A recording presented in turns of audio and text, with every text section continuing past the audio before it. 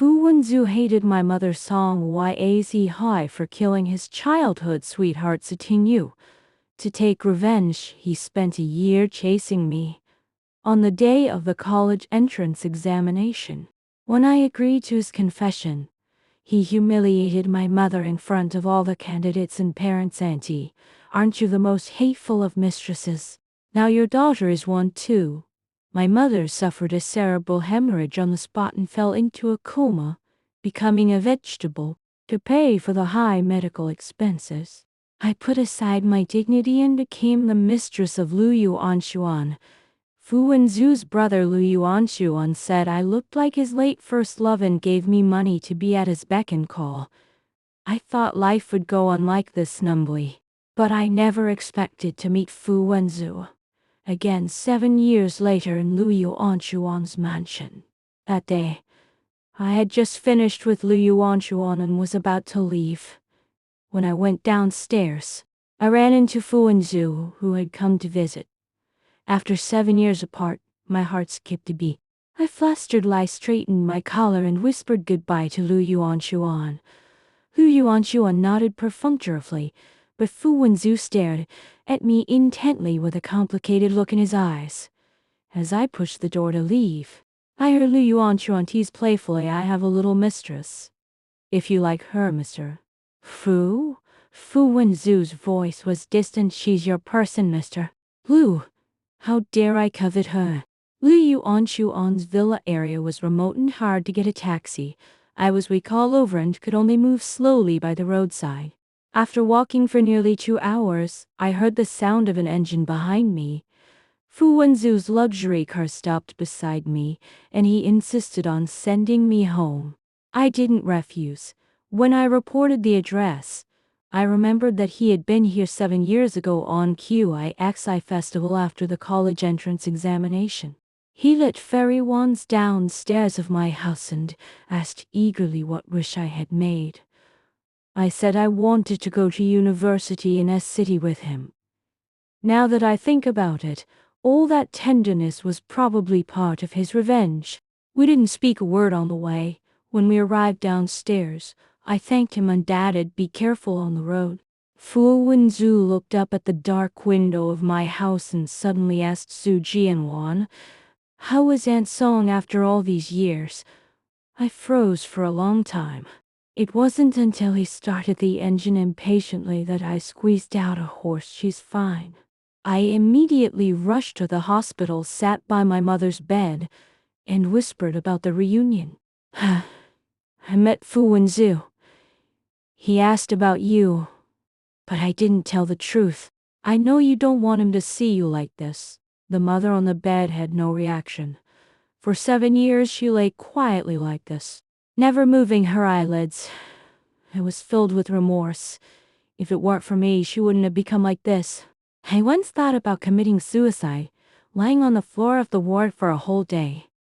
It was Nurse Sister Lee who cooked me a bowl of reed-eaten Chinese yam porridge and left the recipe, which made me rekindle the courage to live. I can't die. If I die, who will take care of my mother? When Lu Yuanshuan found me, I was overwhelmed by medical expenses. His proposal was a lifeline for me. Nurse Aunt Lee felt sorry for me and asked me to tutor her daughter Xiao Yu, wanting me to find something to do. But one day, Xiao Yu got into trouble, accidentally damaging a custom-made suit, and cried to me for help. When I rushed to the restaurant, I unexpectedly ran into Fu Wenzu and Lu Yuanshuan again.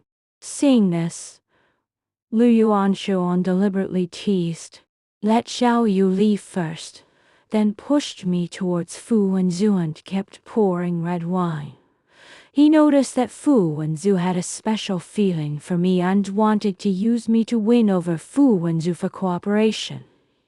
Later, Lu Yuanshuan arranged a suite for Fu Wenzu and pushed me in to take care of him. Only then did I find out that Fu Wenzu was not drunk at all. Su Jianwan, what benefits did Lu Yuanshuan give you? He questioned me. 50,000 yuan a month, I replied in a low voice. He sneered. 50,000? "You're really not worth much." He asked again if I was in trouble, and I shook my head. The hardest days were already over. Those days when I was overwhelmed by medical expenses and car accident compensation. Those days when I borrowed money everywhere and worked day and night. He never participated. It was meaningless to mention them now. Fu Wenzu's anger became more intense. He mentioned Su Tingyu and questioned why my mother never apologized. I finally couldn't help but speak, telling the truth of that year. Su Tingyu was my half-minus sister, the daughter of my father and his mistress. After my mother was betrayed, she impulsively ran to the school to humiliate Su Tingyu, making her a laughingstock of the whole school and subjecting her to endless bullying. Later, Su Tingyu was expelled from school, beaten and scolded by her alcoholic father, and finally couldn't bear it anymore and jumped off the top of the teaching building. My mother was the last straw that broke her, but now she lay in bed, without even a chance to apologize. My mother was proud and strong all her life. After being publicly humiliated by Fu Wenzu, she lost all her dignity and suffered a cerebral hemorrhage. I have been hiding my mother's current situation from Fu Wenzu. I want to keep her last dignity, and also my own. Fu Wenzu looked at me with a complicated expression. He let go of my collar and said I had no right to apologize on my mother's behalf. Soon after, Lu Yuan gave me an investment agreement, asking me to persuade Fu Wenzu to sign it, promising me 1 million yuan. This money was enough for my mother and me to live on for a long time. I found Fu Wenzu, told him about the deal, and took out my last chip before Su Tingyu jumped off the building. The last person she saw was me. Only I know her last moments. Do you want to know? Fu Wenzu roared and pressed my shoulders, accusing me of threatening him with such a thing. After a long confrontation, he gave up, but suddenly said, "You only get 50,000 yuan a month with Lu Yuan. Why not come with me? I'll give you 2 million. Tingyu was just my childhood sweetheart. You're my first love." I was so angry that I threw the contract at him and shouted at him for being shameless. I was young and ignorant 7 years ago. But 7 years later, I would never repeat the same mistake. Liu Anxuan's project failed, and I also lost my job. He cut off my source of income and told Fu Wenzu that I had depression. My mother was a vegetable. I had no diploma and no strength, and I would beg him soon. Fu Wenzu was stunned. He hurried to a class reunion and asked his classmates about my current situation, only to find out how hard I had lived in the past 7 years. I dropped out of school to support my family, took on all the medical expenses alone, and was overwhelmed by life. That night, Fu Wenzu rushed to my downstairs and waited all night.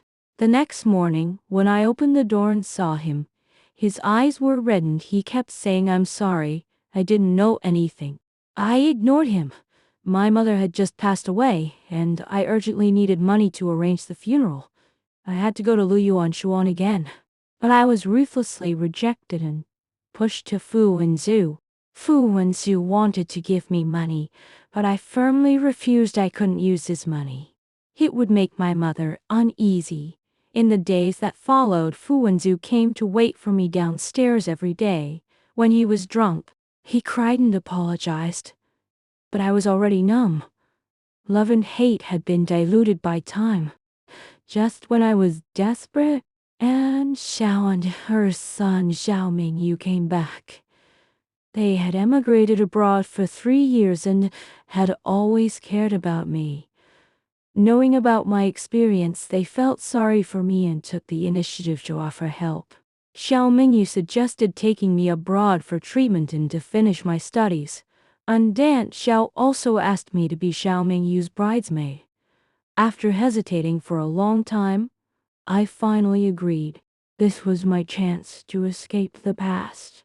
During the preparation for going abroad, Fu Wenzu stopped me, saying he would come to me after handling his affairs.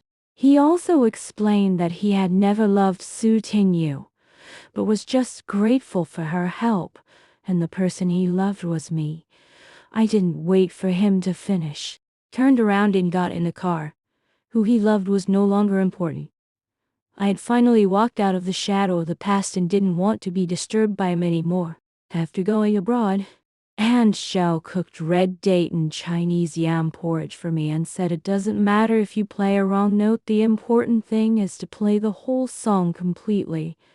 I finally understood that the mistake I made at 18 shouldn't trap me for a lifetime. Time flew by and I turned 20-5. I finally learned to reconcile with the past and understand the meaning of living well.